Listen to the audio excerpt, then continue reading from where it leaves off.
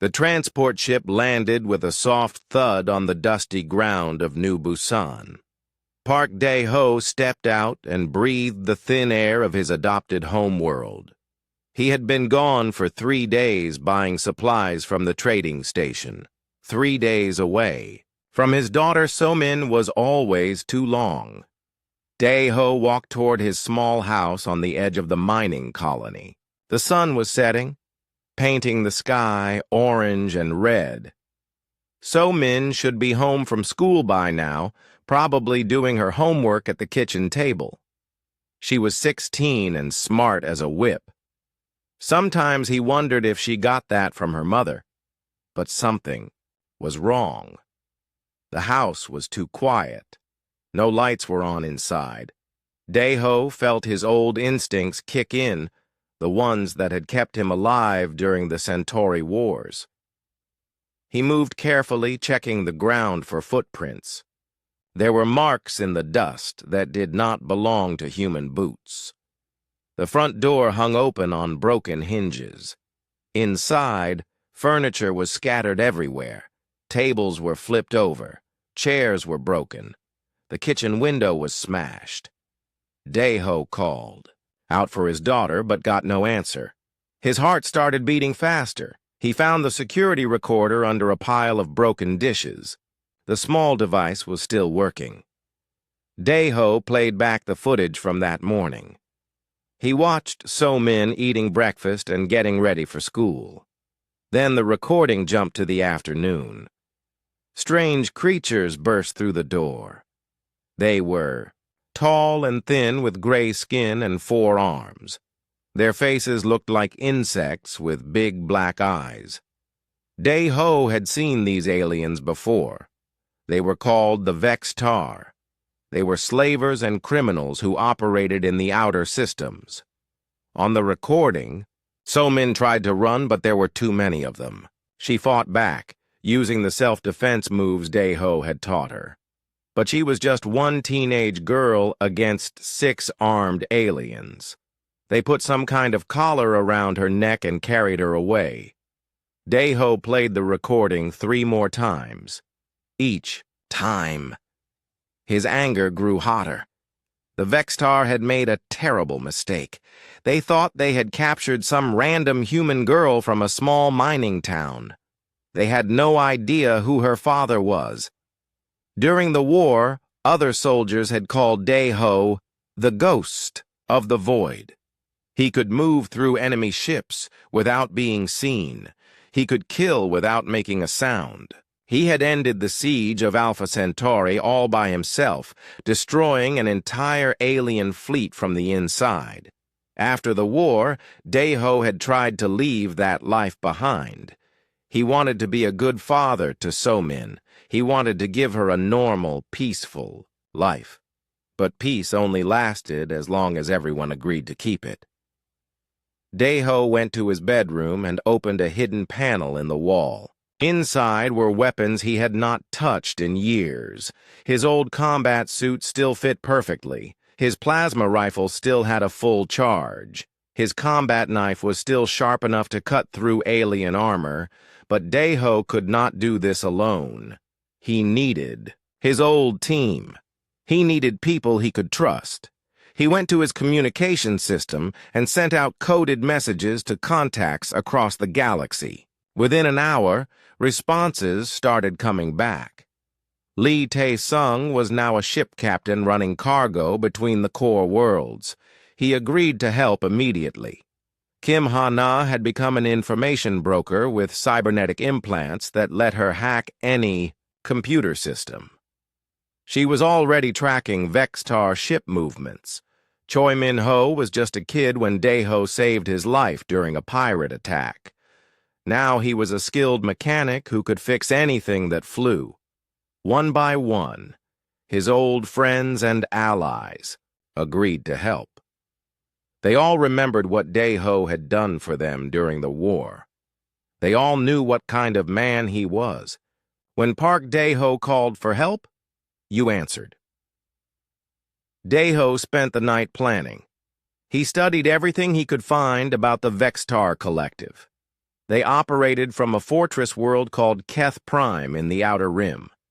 They captured sentient beings from across the galaxy and sold them as slaves or used them for medical experiments.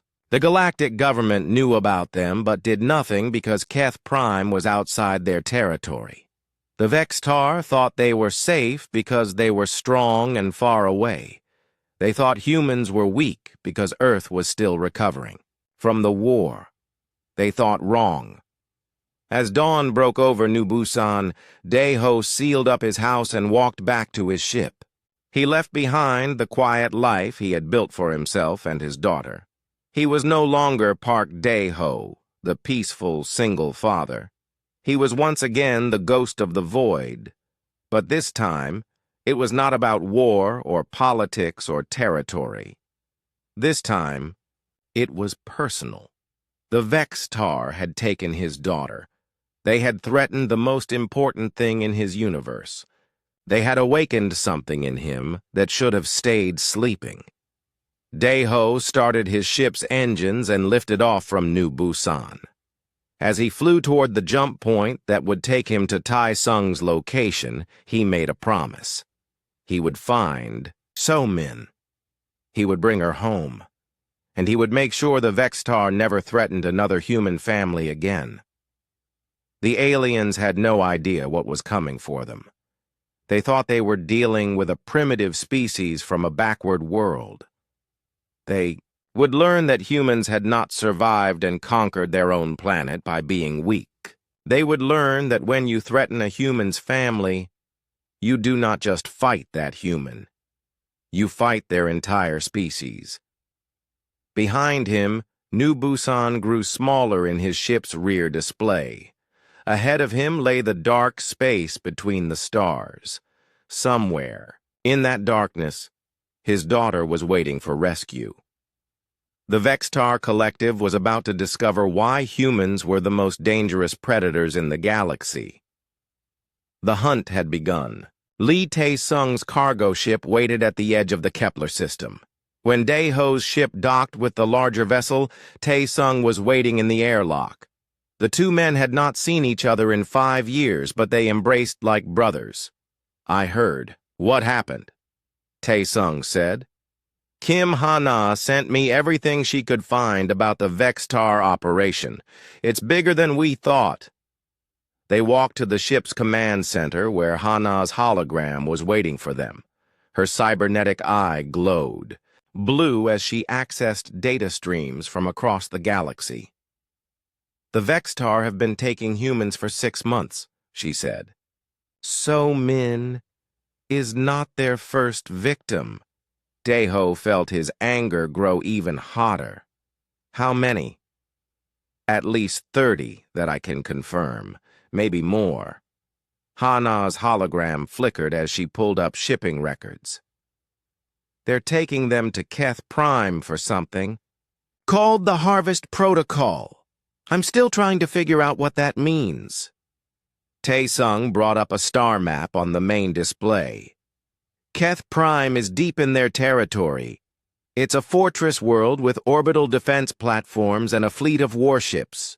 We can't just fly in and start shooting." "No," Daeho agreed.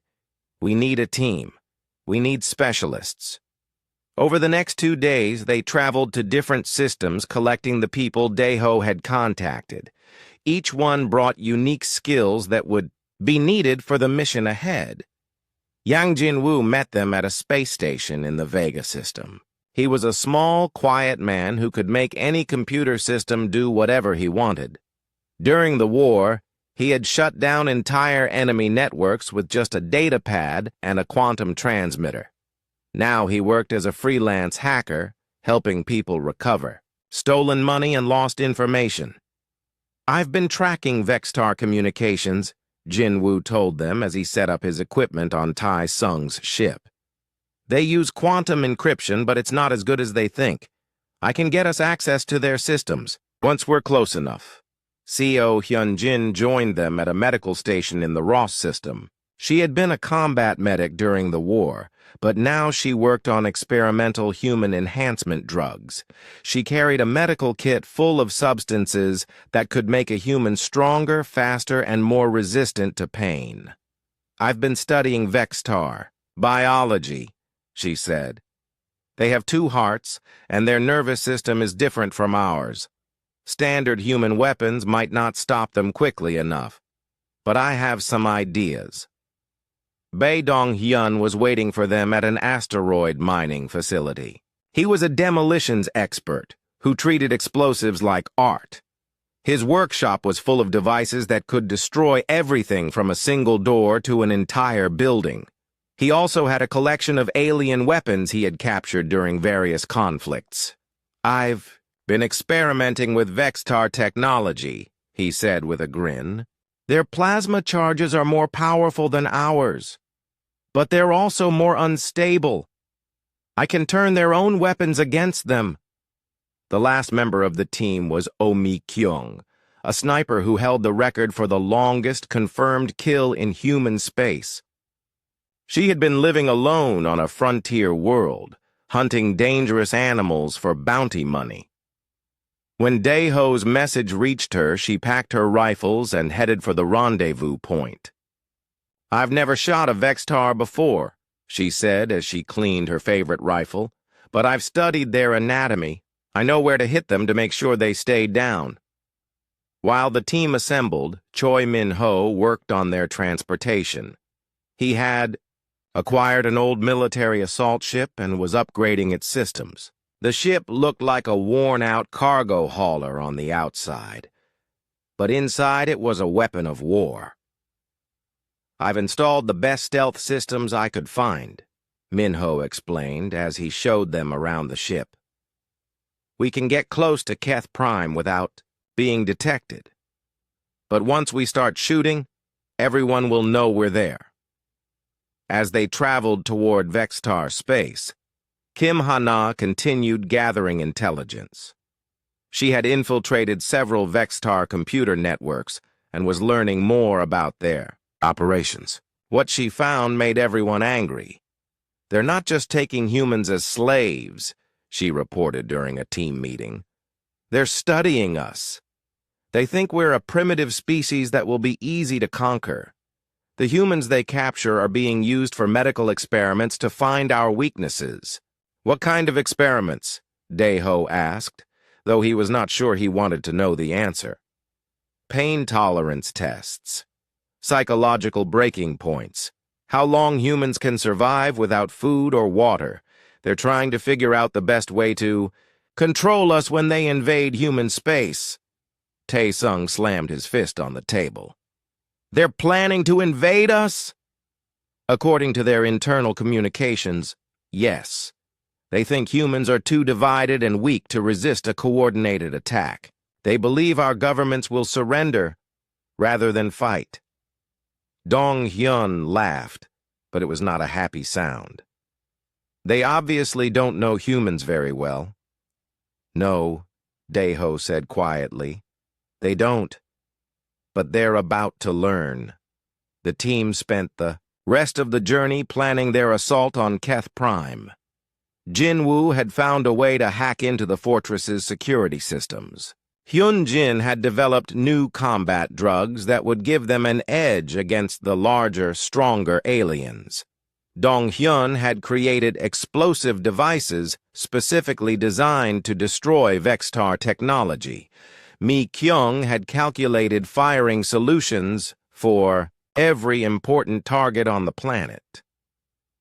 But Daeho's plan was bigger than just rescuing So-min and the other human prisoners. He wanted to send a message that would reach every corner of the galaxy. He wanted every alien species to know that humans were not prey, they were predators. "We're not just going to rescue the prisoners," he told his team as Keth Prime appeared on their sensors. "We're going to destroy the entire Vextar operation. We're going to make sure they never threaten another human family." The others nodded in agreement. They had all seen what humans could do when they were pushed too far. During the Centauri Wars, Humanity had been outnumbered and outgunned, but they had still won. They had won because they never gave up, and they never left anyone behind. As their ship approached the outer edge of the Keth Prime system, Daeho thought about his daughter.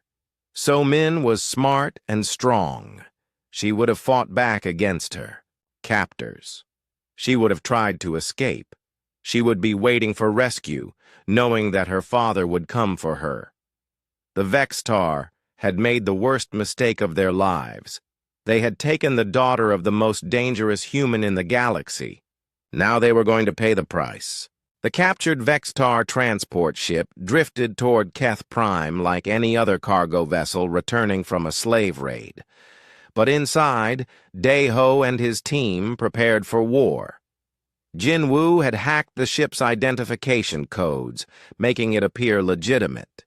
To the Fortress World's security systems.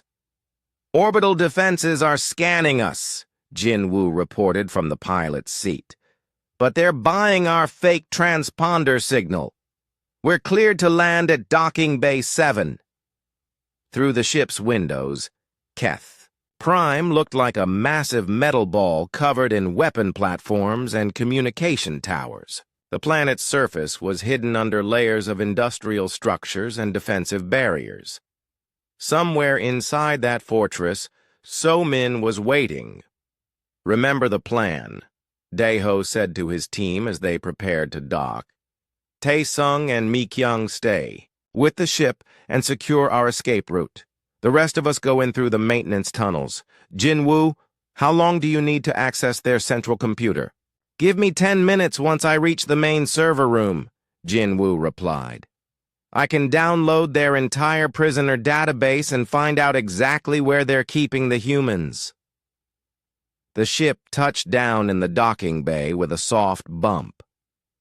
Through the airlock windows, they could see Vextar guards approaching to inspect the cargo. Dong-hyun had prepared a special surprise for them.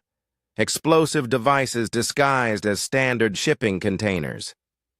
"Wait for my signal," Daeho whispered into his communicator.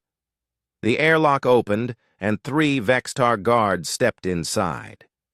They were tall and thin with gray skin and 4 arms each. Their insect-like faces showed no emotion as they looked around the cargo hold. One of them was carrying a scanning device to check for contraband. "Cargo manifest," the lead guard demanded in broken human language. Daeho handed over a data pad with fake shipping records. While the guard read the information, Daeho moved silently behind him. In one smooth motion, he grabbed the alien's head and twisted sharply.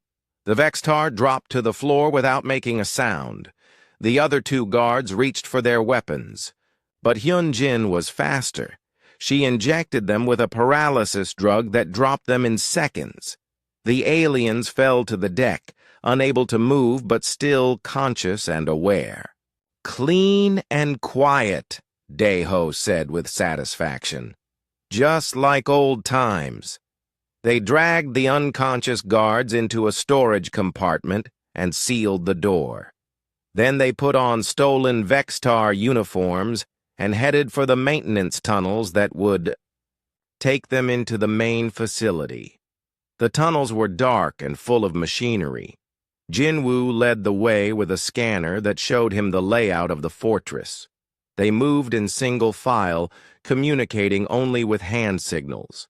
After 20 minutes of crawling through narrow passages, they reached an access point near the central computer core. "This is where we split up," Daeho whispered. "Jinwoo and I go for the computers. Hyun-jin and Dong-hyun find the prison levels and start freeing the humans. We meet back at the ship in 1 hour." But as they prepared to enter the main facility, they heard something unexpected. Shouting and alarm sirens coming from somewhere deep inside the fortress. "That's not part of our plan," Dong-hyun said with concern. Jinwoo checked his scanner. "The sounds are coming from Section C, Level 15. According to the facility map, that's where they keep the high-value prisoners." Daeho felt hope rising in his chest. So-Min. They changed their plan immediately. Instead of splitting up, the entire team headed for Section C. As they got closer to the source of the alarms, they could hear the sound of fighting, plasma, fire, explosions, and the angry chittering of Vextar soldiers. Through a ventilation grate, they looked down into a corridor filled with smoke and flashing emergency lights. Vextar guards were running back and forth, shouting orders in their alien language. Some of them looked scared. "What's happening down there?" Hyunjin asked. Jinwoo plugged a wire from his datapad into the facility's communication system and listened to their radio chatter. After a few seconds, he started laughing. "The prisoners are escaping," he said. "Somehow the humans in Section C have organized a revolt. They've taken control of several cell blocks and are using the facility's own security systems against the guards." Daeho felt proud of his daughter. Somin had not been sitting quietly waiting for rescue. She had been fighting back, just like he had taught her. She was showing these aliens what humans could do when they worked together. "How many humans are involved in this revolt?" he asked. Jinwoo listened to more radio traffic. "At least 40 prisoners. They've freed everyone in Section C and are moving toward the other prison levels. The Vextar are calling for reinforcements from the orbital platforms." "Then we better move fast," Daeho said, "before they bring in heavy weapons." They dropped down from the ventilation system into the corridor. The Vextar guards were so focused on the prisoner revolt that they did not notice 4 more humans joining the fight. Daeho and his team moved through the facility like ghosts, taking out guards silently and efficiently. As they approached Section C, they could hear human voices shouting commands and coordinating their attacks. Someone had organized the prisoners into effective fighting units.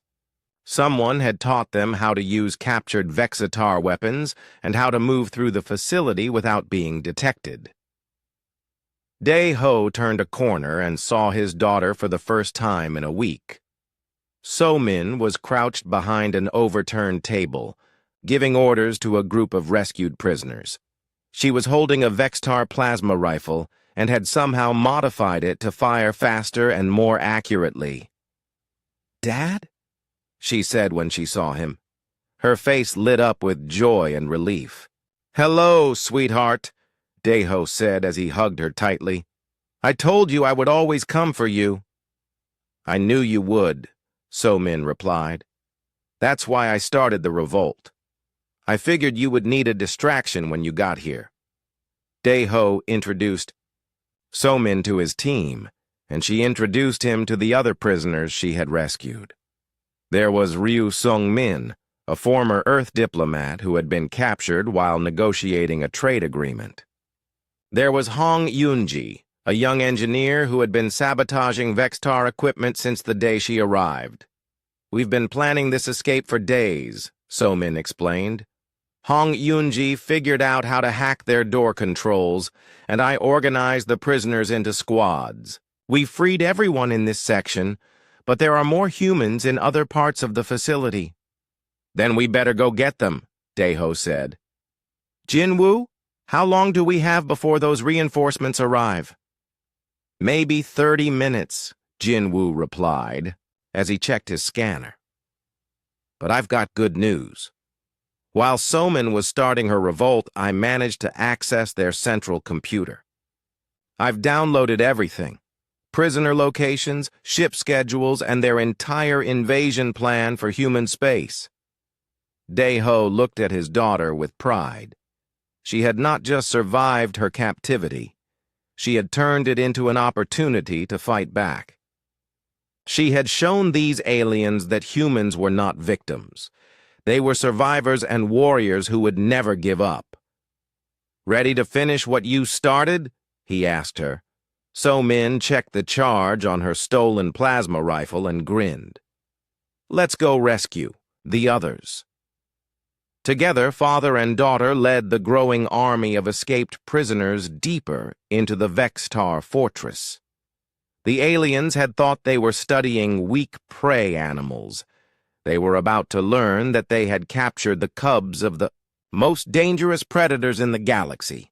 The battle for Keth Prime had become a nightmare for the Vextar Collective. What should have been a simple prison break had turned into a full-scale human uprising. In the security control room, Overlord Thekmor watched his guards fall back, from level after level, as the escaped prisoners advanced. "How is this possible?" he screeched at his subordinates. "They are just humans, primitive creatures from a backward world." But Thekmor was learning that his understanding of humans was completely wrong. The creatures fighting through his fortress were not primitive at all. They moved with military precision, used captured weapons with deadly skill, and coordinated their attacks like experienced soldiers. In Section D, Daeho moved through the corridors like death itself. He had given his team specific targets while he hunted the facility's leadership. Every Vextar guard who tried to stop him learned too late that they were facing a human who had been trained to kill. So Min stayed with the main group of prisoners, leading them toward the lower levels where more humans were being held. She had taken command naturally, organizing the rescued captives into effective fighting units. Hong Yunji worked beside her, using her engineering skills to turn the facility's own systems against their captors.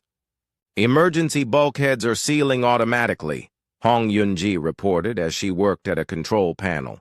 "I've convinced the computer that there's a toxic gas leak in the guard quarters. It's trapping half their security force on the wrong side of the building." "Good work," Somin said. "How many more prisoner levels are there?" "3 more sections," Ryu Sung-min answered. He had been studying the facility layout since his capture. "But the deepest level is different. That's where they keep the humans they use for medical experiments." So-min felt her anger grow hotter. She had heard the screams coming from the lower levels during her imprisonment. The Vextar scientists had been torturing humans to study their pain responses and breaking points. They thought they were learning about human weaknesses, but they had no idea what they were really discovering. Meanwhile, Jinwoo had reached the main computer core and was downloading everything he could find. The Vextar databases contained detailed plans for their invasion of human space. They had been studying captured humans for months, trying to find the best ways to control and enslave the entire species. "You stupid aliens," Jinwoo muttered, as he copied their files. "You think studying a few prisoners tells you about all humans? You have no idea what you're dealing with. The invasion plans assumed that humans would surrender quickly when faced with superior alien technology. The Vextar believed that humans were weak, divided, and cowardly. They thought that destroying a few human colonies would cause the entire species to give up. They were about to learn how wrong they were. In the facility's main laboratory, Dong Hyun and Hyun Jin worked together to destroy the medical equipment the Vextar had been using on human prisoners. The torture devices and experimental chambers were blown apart with precision explosives that left nothing but smoking metal. "These sick monsters," Hyun Jin said as she looked at the medical records. "They've been trying to find ways to break human minds and spirits. They wanted to turn us into obedient slaves." "Too bad for them," Dong Hyun replied as he set another explosive charge. "Humans don't break that easily." As the human forces advanced through the facility, the Vextar guards began to panic. They had never faced enemies like this before. The humans moved faster than expected, hit harder than predicted, and refused to stay down when wounded. Every tactical advantage the aliens thought they had was proving useless. Thekmor decided to make a desperate gamble. He activated the facility's self-destruction system and sent a message to all human forces. "Surrender now, or we will kill every human prisoner in the facility." The message was intercepted by Jinwoo, who immediately forwarded it to Dae-ho. The response came back within seconds. Tell Thekmor that he can try. Dae-ho had reached the command center where the Vextar overlord was hiding behind a force field. Through the energy barrier, the two enemies stared at each other, the alien crime lord who thought he controlled the galaxy's underworld and the human father who had come to take his daughter home. You cannot stop the self-destruction, Thekmor said through the communication system. In 10 minutes, this entire facility will be destroyed. All your people will die unless you surrender immediately. Dae-ho smiled coldly. You made two mistakes, Thekmor. First, you took my daughter. Second, you assumed I came here alone. Outside Keth Prime's atmosphere, Tae-sung and Mi-kyung had been busy.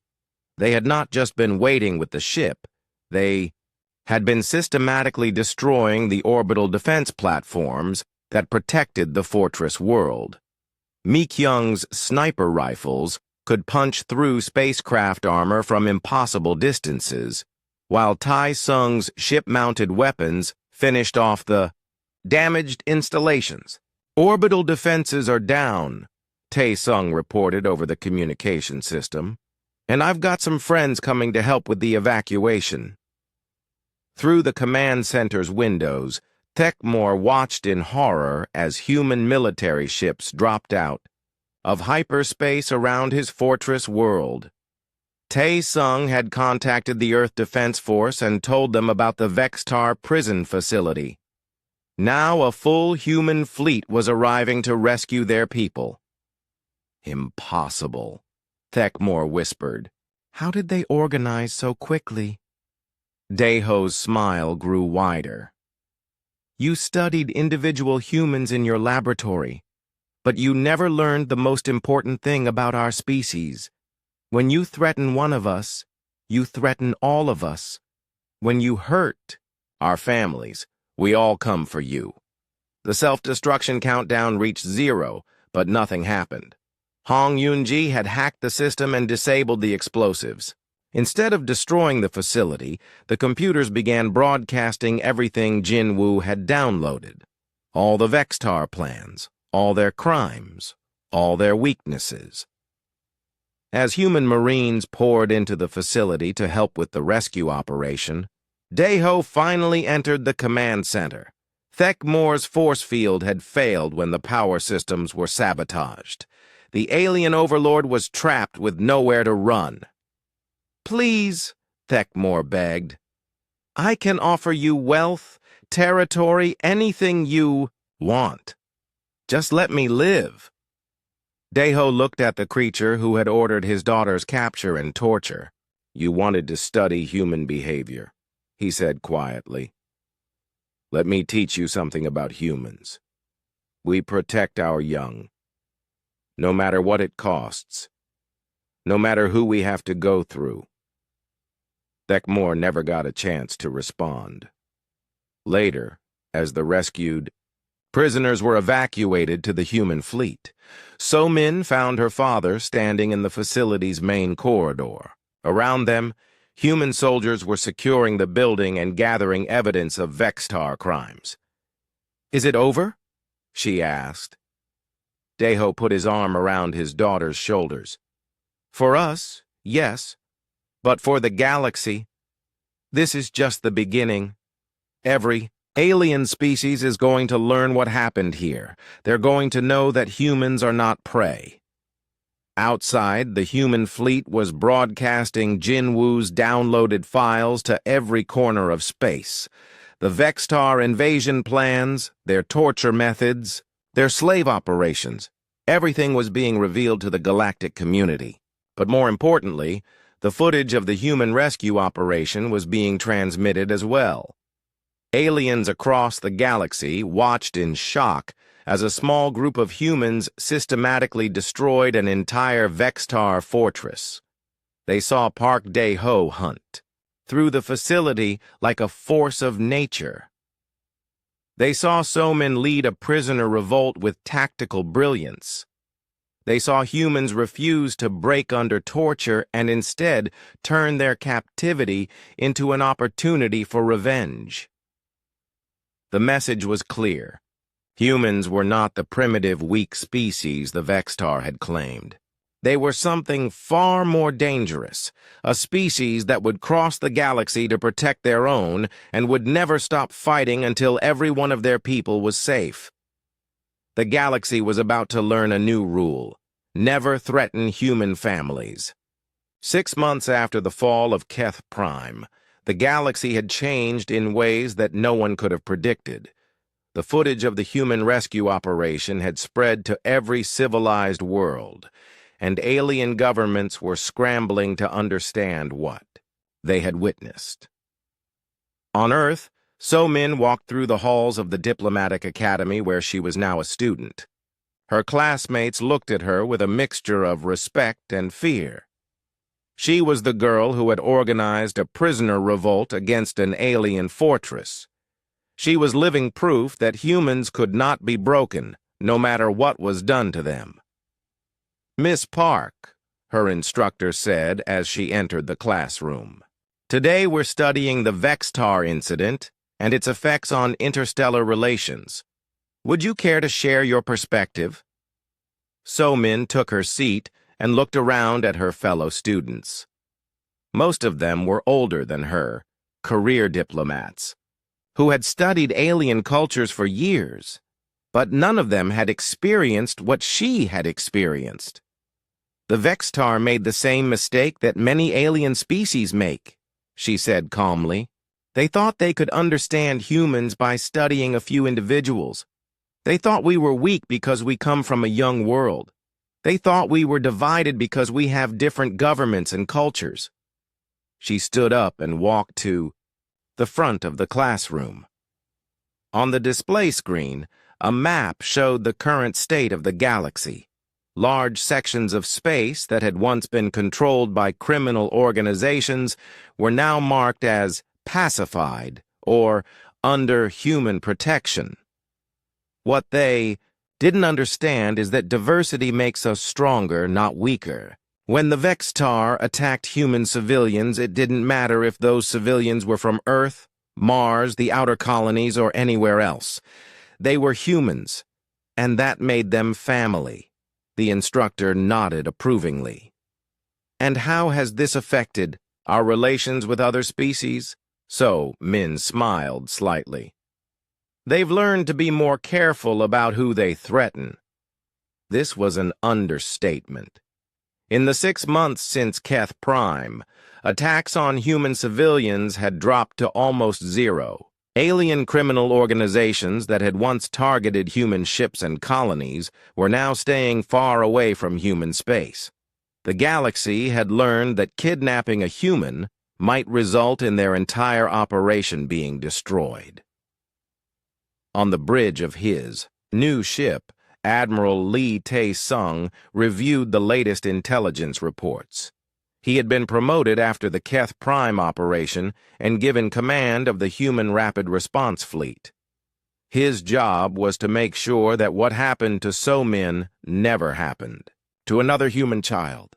"Sir," his communications officer reported, "we're receiving a distress call from the Rigel system. A human cargo ship has gone missing near the asteroid belt." "Pirates?" Tae-sung asked. "Unknown, sir. But the ship was carrying a family of colonists. Heading to New Seoul."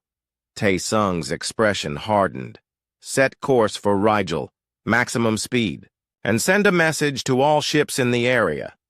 Any alien vessel that has harmed humans will be treated as an enemy combatant." The message was unnecessary. Word had already spread through the underworld that human military ships would respond to any threat against civilians with overwhelming force. Pirates and slavers who had once operated freely in the outer systems were now looking for easier targets. In her laboratory on Mars, Dr. Seo Hyun-jin worked on developing new medical treatments for the humans who had been rescued from alien facilities. Many of them had been physically and mentally damaged by their captivity, but they were all recovering with the resilience that had made humans the survivors of Earth. "How are they adapting?" asked her research assistant, a young doctor named Park Ji-won. "Better than expected," Hyun-jin replied as she checked the latest test results. "The human mind is incredibly adaptable. Even after experiencing the worst that aliens can do to us, our people refuse to give up hope." She pulled up a file on her computer. Ryu Sung-min has returned to diplomatic service and is now negotiating new trade agreements with alien governments. Hong Yoon-ji is working with our engineers to develop better defensive systems for human colonies. They've all found ways to turn their trauma into strength. This was another thing that aliens had not understood about humans. They thought that torture and imprisonment would break human spirits. Instead, it had only made humans more determined to protect each other and more dangerous to their enemies. In the deepest parts of space, alien crime lords met in secret to discuss the new reality they faced. The Vextar Collective had been completely destroyed, and several other criminal organizations had been dismantled by human military forces. The old rules no longer applied. "We need new territories," said Klak-Soth, leader of the Sindari slave trade. "Human space is completely off-limits now. Even approaching their systems brings immediate military response." "What about their allies?" suggested another alien. "The species that have trade agreements with humans." "Also protected," Klak-Soth replied with frustration. "The humans have made it clear that attacking their allies is the same as attacking them directly. They've extended their protection to anyone who cooperates with them. This was part of the new galactic order that was emerging. Species that had been neutral or even hostile to humans were now eager to establish friendly relations. They had seen what happened to those who threatened human families, and they did not want to face the same fate. On New Busan, Dae-ho was working in his garden when his communication system chimed. He no longer lived the quiet life of a retired miner. Governments across human space regularly sent him reports about missing citizens or potential threats to human colonies. He had become humanity's unofficial guardian, the person they called when diplomacy failed. "What is it this time?" he asked as he activated the holographic display. The image showed Minister Kim Woo-jin from the Earth Defense Department. "We've received intelligence about a new alien species called the Korth Empire. They've been asking questions about human military capabilities and population centers. Our analysts think they might be planning some kind of preemptive strike." Dae-ho set down his gardening tools and wiped his hands clean. "Have they actually threatened any humans?" "Not yet," the minister admitted. "But their fleet movements suggest they're preparing for military action." "Then send them a message," Dae-ho said calmly. "Show them the footage from Keth Prime. Show them what happened to the last alien species that thought humans would be easy targets. If they're smart, they'll decide to leave us alone." The minister nodded. "And if they're not smart?" Dae-ho looked up at the sky where ships from the human defense fleet regularly patrolled to protect the outer colonies. "Then they'll learn the same lesson the Vextar learned. Humans protect their own, no matter what it costs." As night fell over New Busan, Dae-ho received a video call from his daughter. So-min was preparing for her final exams at the Diplomatic Academy and would soon begin her career representing humanity to alien governments. "How are your studies going?" he asked. "Good," she replied. "I'm learning a lot about alien psychology and behavior. It's interesting how many species still don't understand humans even after everything that's happened." "What don't they understand?" So-min smiled. "They think the Keth Prime operation was unusual. They think it was just one angry father going after his daughter. They don't realize that every human parent would do the same thing. They don't understand that protecting our families is not something we choose to do. It's something we have to do. Deho nodded with pride. His daughter had learned the most important lesson about humanity. They were not just individuals sharing a planet. They were a family sharing the galaxy. When one human was threatened, all humans responded. When one human was taken, all humans would come to bring them home. Across the galaxy, alien civilizations were learning this lesson as well. In the highest levels of government and in the darkest corners of criminal space, the word was spreading.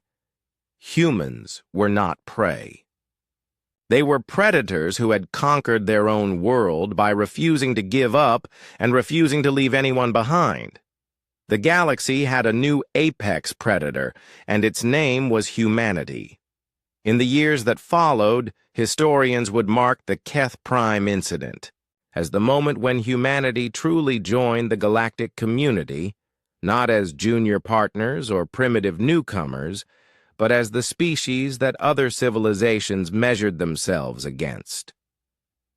The aliens had wanted to study human weaknesses, but instead, they had revealed humanity's greatest strength. When threatened, humans did not just survive. They evolved, they adapted, they became stronger, and they never forgot who had threatened their families. The message was clear across all of space. Humans remember everything, forgive nothing, and when they come for you, they bring their entire species with them.